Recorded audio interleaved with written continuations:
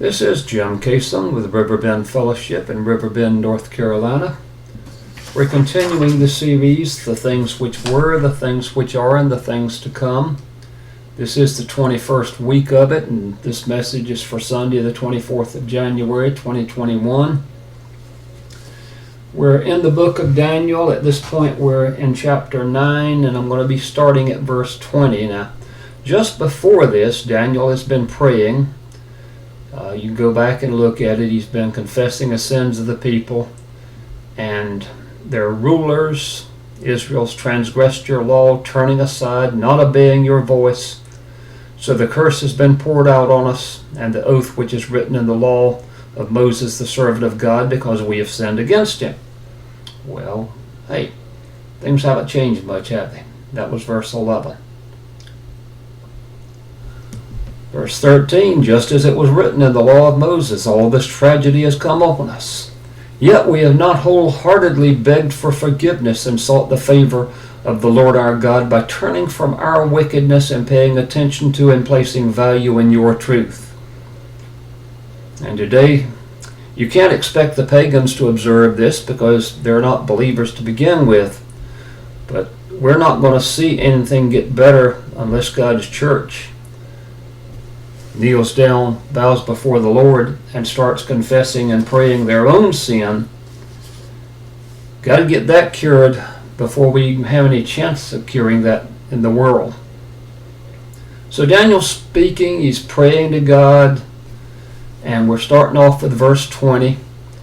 While I was still speaking and praying, I'm reading from the Amplified Bible, and confessing my sin and the sin of my people Israel, and presenting my supplication before the Lord my God in behalf of the holy mountain of my God. Now thy people here, he's speaking of, the Hebrew word was kafar, atone for, and the most holy, the holy place of God.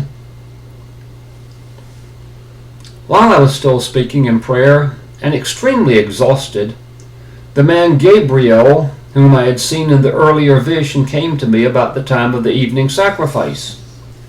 Now he says the man Gabriel here, he's speaking of the angel Gabriel.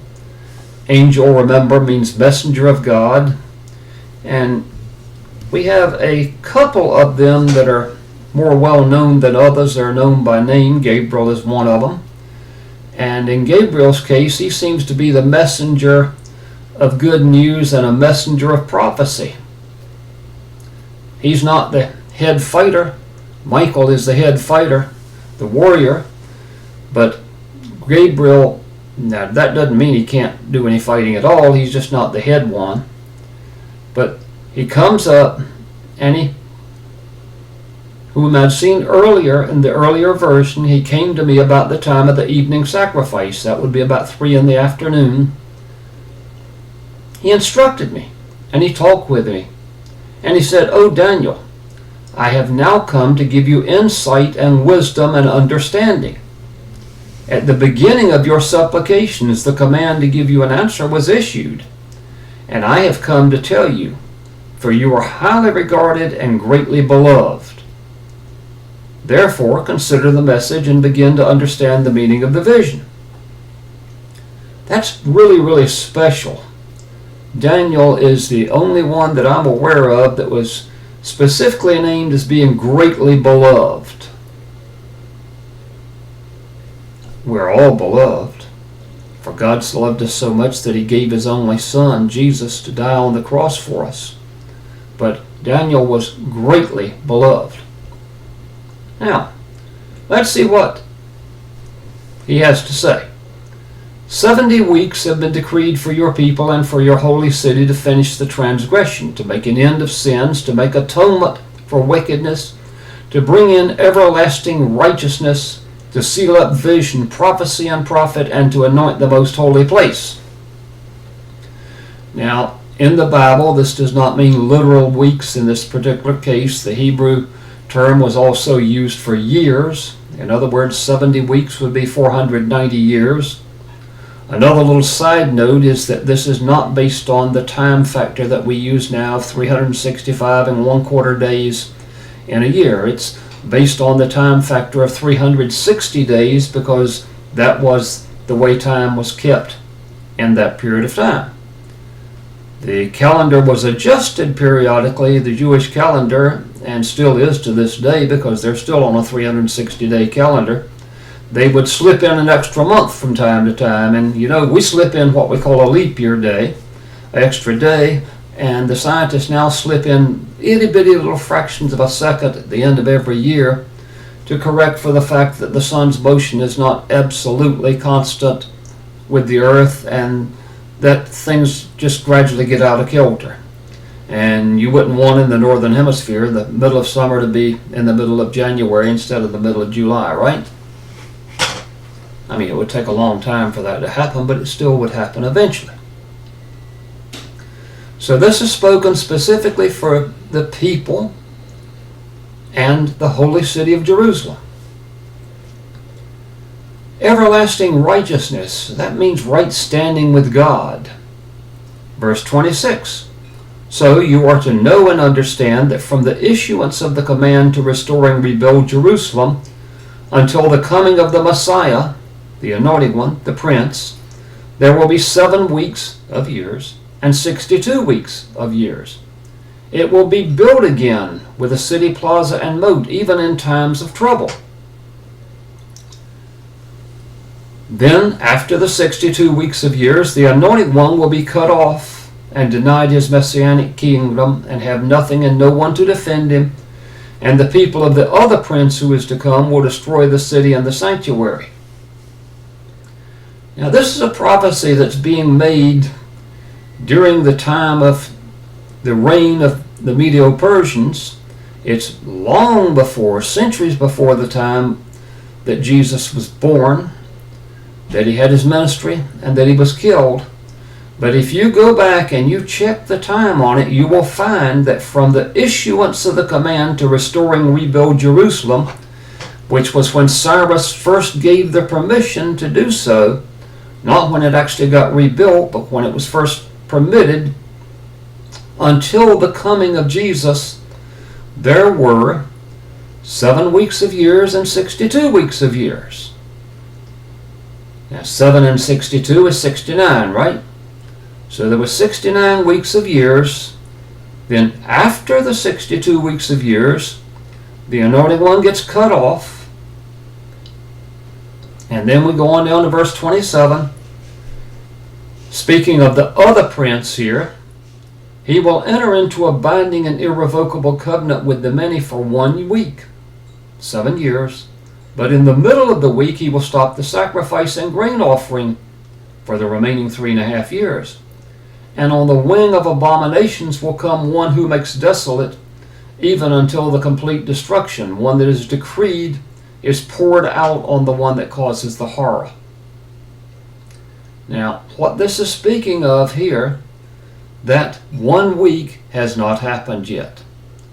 If you believe in pre-tribulation rapture, that week of years begins after the rapture, not necessarily instantaneously, but after the rapture, and it begins when this covenant was made with the world leaders of the one world government, and the Antichrist makes this covenant for 7 years in which he promises to treat Israel right, to respect Jerusalem, to do that. And for 3.5 years, although there is persecution, that's the time of the tribulation, first half of it. But the great tribulation begins in the middle of it, 3.5 years later. Now, if you believe in the mid-tribulation rapture, then that's when that occurs, is in between the tribulation and the great tribulation. This offering, the sacrifice and grain offering, the Jews will be permitted at the first of this time to rebuild the temple and to have offerings in it. But after 3.5 of those 7 years, he breaks that covenant with them and goes in the temple and profanes it, just as Antiochus Epiphanes did as a preview of that before Christ came. and a statue of Zeus was put in the temple at that point in time. But the complete destruction gets poured out on the Antichrist. Now, we're not going to have time to go all the way through this prophecy this week. We'll continue it, God willing, next week, but we're moving on into chapter 10, starting with the first verse. In the 3rd year of Cyrus, the king of Persia, a message was revealed to Daniel, whose name Belteshazzar, and the message was true, and it referred to great conflict, warfare, and misery, and he understood the message and had an understanding of the vision. So this is after Cyrus, who also was the one that permitted Jerusalem to be rebuilt and the Jews to go back, and some of them went back, the majority didn't, but some did. So Daniel gets this vision. It's another vision beyond the ones he's had in the past, and we're going to start describing this vision. In those days, I, Daniel, had been mourning for 3 entire weeks. I ate no tasty food, nor did any meat or wine enter my mouth, and I did not anoint myself at all for the full 3 weeks. That was 21 days of eating very plain food, drinking water along with it, no meat, no wine, nothing particularly tasty, just enough to get by on, what they would call bread and water. Verse 4. On the 24th day of the 1st month, as I was on the bank of the great river Hiddekel, which is the Tigris, I raised my eyes and looked, and behold, there was a certain man dressed in linen, whose loins were girded with a belt of pure gold of Uphaz. His body also was like beryl with a golden luster. His face had the appearance of lightning. His eyes were like flaming torches. His arms and his feet were like the gleam of burnished bronze, and the sound of his words was like the noise of a multitude of people, or the roaring of the sea. Now Daniel was on the banks of this river along with others of the captives. But verse 7 says they didn't see it. And I, Daniel, alone saw this vision of the heavenly being, for the men who were with me did not see the vision. Nevertheless, a great panic overwhelmed them, so they ran away to hide themselves. So something scared them. We don't know what, but something did. So I was left alone, and I saw this great vision, yet no strength was left in me.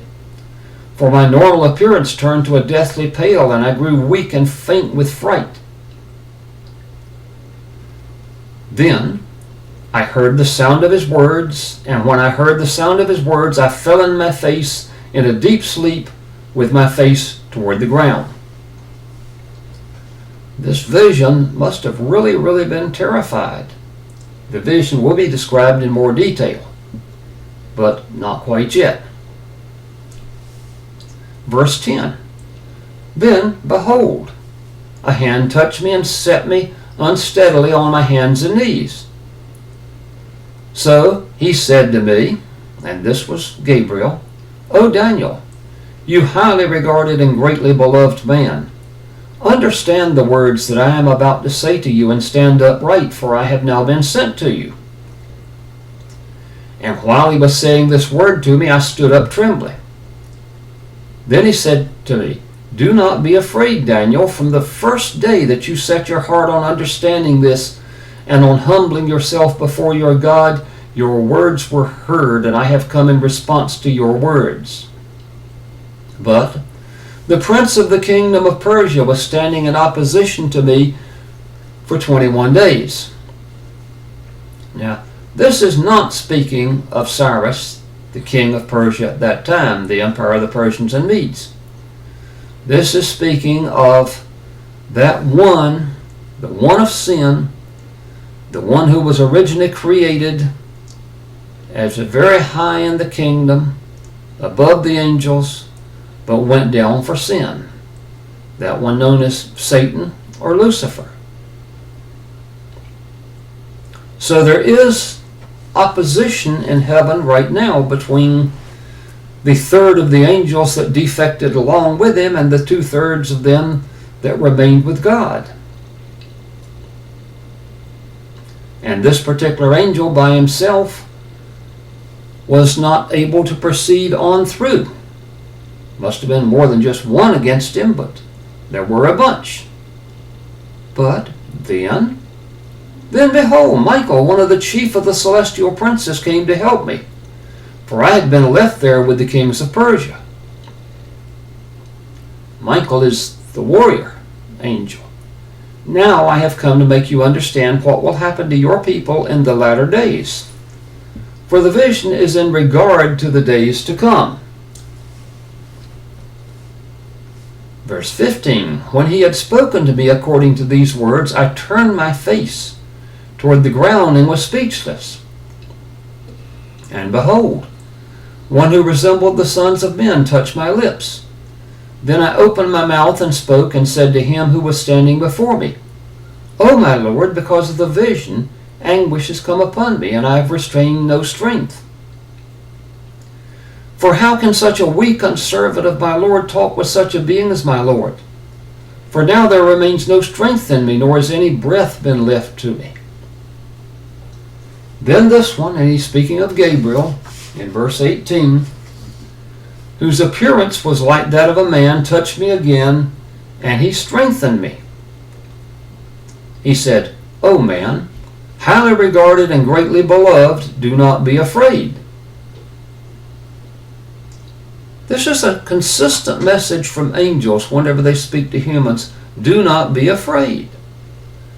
Remember, after Moses passed, the very first chapter, Joshua was told, do not be afraid. But all of them don't get this highly regarded and greatly beloved, especially not multiple times.